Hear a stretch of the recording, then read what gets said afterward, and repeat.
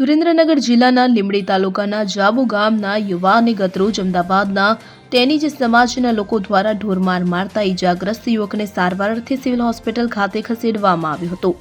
ઈજાગ્રસ્ત પાસેથી મળતી માહિતી અનુસાર વાત કરવામાં આવે તો હુસેનભાઈ મુસેભાઈ કે જેઓ લીંબડી તાલુકાના જાબુ ગામના છે અને લગ્ન પ્રસંગે અમદાવાદ જિલ્લામાં આવેલ નહેરુનગરની સામે વડદરિયા ડેલા પાસે ગયા હતા। દરમિયાન કાર આપતા કે નહીં આપતા ખુન્નસ થતા ત્રણ ઉપરાંત જાબુ ગામના ઈસમો દ્વારા હુસેનભાઈ મુસેભાઈ ઉપર અપશબ્દો બોલ્યા બાદ ઢીકાપાટુનો માર મારવામાં આવ્યો હતો, જેને લઈ તેઓ ઈજાગ્રસ્ત થતા પરિવારજનો સારવાર અર્થે તેમને લીંબડી સિવિલ હોસ્પિટલ ખાતે લઈ આવ્યા હતા। ત્યારે હાલ પરિવારજનો સાથે વાત કરતા પરિવારજનો તેમજ ઈજાગ્રસ્ત દ્વારા ન્યાય મળે તેવી માંગણી કરવામાં આવી હતી।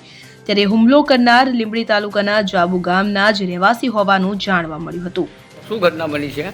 મારા ગામનું નામ જાંબુ, તાલુકો લીંબડી અને જિલ્લો સુરેન્દ્રનગર।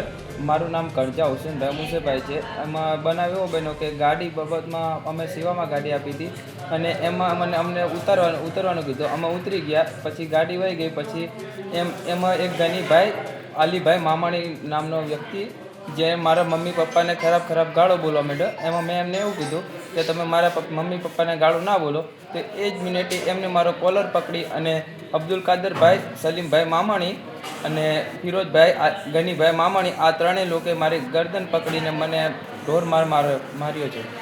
મારવામાં હાથેનો શું ઉપયોગ કર્યો હતો? મારામાં હાથનો જે એમાં આ ટીકાને પાટું એ મને માર્યો છે। હાથે લાફા ને ટીકા ને એવું મને માર્યું છે।